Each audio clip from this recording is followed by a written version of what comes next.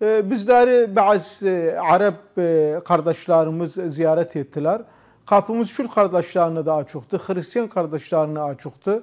Bazen telefon diplomasisiyle olur bazı işler ama resmi olarak anlattığım gibi hele indiye kadar hiçbir tarafla görüşme olmamıştı.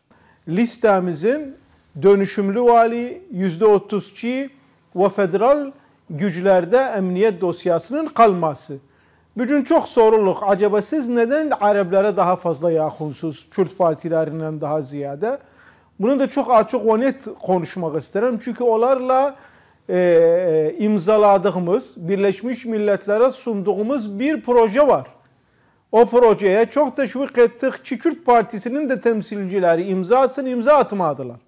Ama yine de kapımız açıktı, herkese dirik. İmzalarsak zaten bu proje en mantıklı ve en adil bir projeydi. Ki içinde dönüşümlü vali var, içinde %32 var, içinde bütün etnik grupların burada Hristiyanlar dahil bile haklarını, hukuklarını almak suretiyle bir proje atmışız ortaya. Belki gelecek günlerde liste adına ve Irak Türkmen Cephesi adına bütün oluşumları Kerkük'te bunun altyapısını hazırladık. Yazılı projesi hazırdı bizde. Çok yakın zamanda bunu da sunacağız bütün kamuoyuna, Kerküklülere ve davet edeceğiz. Bütün taraflar gelsinler, otursunlar, müzakereni başladık içimizden. Ondan sonra o projede ne var ise o diğer tarafların da fikirlerini öğrenip ondan sonra ciddi bir şekilde resmi sonuçlar belirleyenden sonra cidak meclisi kurak, valini seçek, yerel yönetimi seçekin. Orada da onların kısımları olan şey vardı.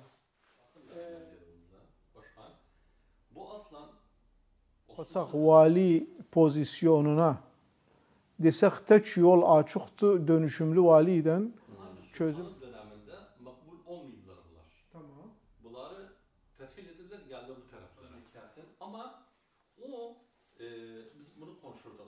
Yani Murat, kimse Türkmenleri dışarıda bırakabilir. Boğulu Camii var. Mesela. Boğulu Camii'nin kanşarında benim hatırlarım bir atemin evi var. Bilmem ne, yaşlı kadınlar gelirdi, otururdular, yemek sunulurdu. Yevkasın zaten Kadıoğlu olduğundan dolayı da o şekilde geçti. Doğru. Yani oranın Kimlerdendi? Yakubilerdendi. Yakubiler. Hemen rahmetine ne? 67-68'i hatırlarım. evet. Mesela Ba'th'ın inkılabı